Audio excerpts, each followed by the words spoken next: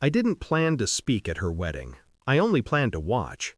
From the back of the room, half in shadow, half in memory, I felt their eyes slide past me, hesitant, confused, a little guilty, as if I were the ghost of something they pretended never happened, a missing photograph, a locked door no one asked about.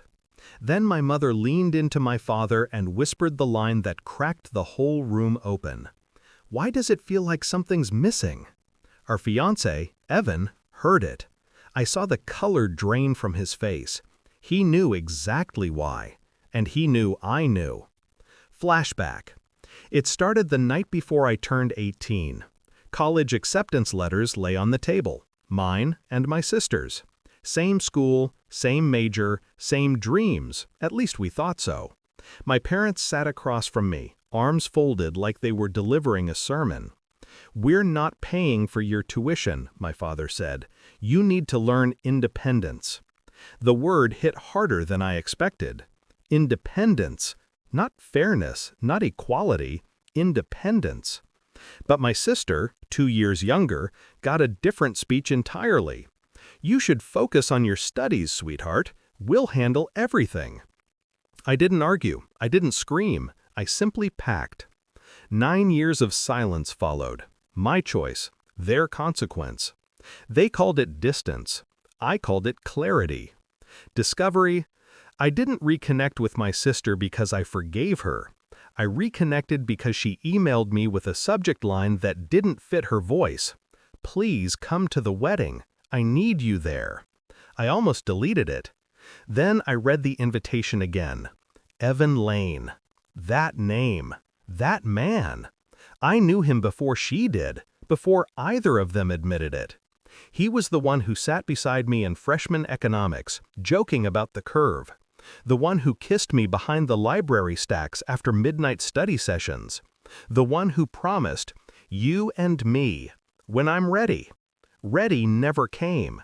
Instead, he ghosted, vanished, resurfaced years later, on my sister's arm.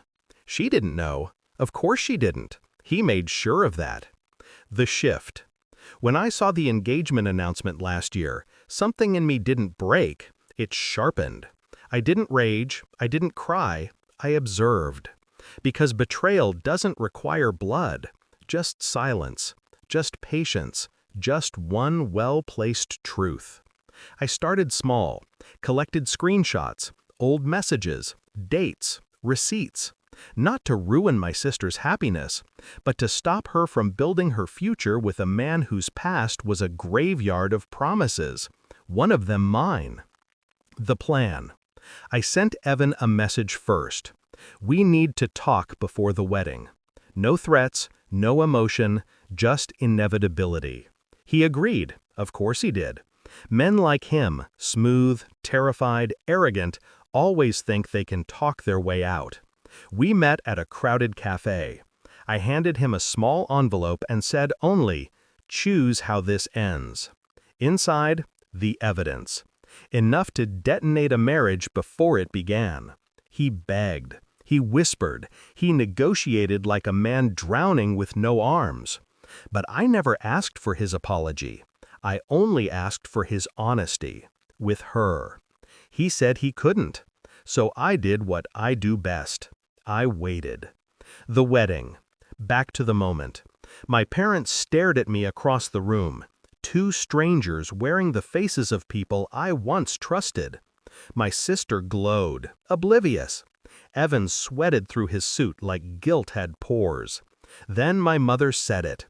"Why does it feel like something's missing?" And that was the crack that split Evan's composure in half. He pointed at me, voice trembling, face white. "Shut up! This person is—" He didn't finish. My sister grabbed his arm. "What is she, Evan?"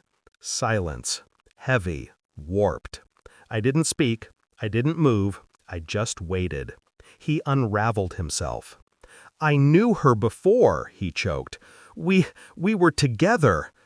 I didn't tell you because lies rot slow." My sister stepped back. One step, then another. The room held its breath. I didn't need to add a single word. Truth doesn't require narration. She took off her ring, placed it in his shaking hand, turned to me, not angry, not broken, just awake.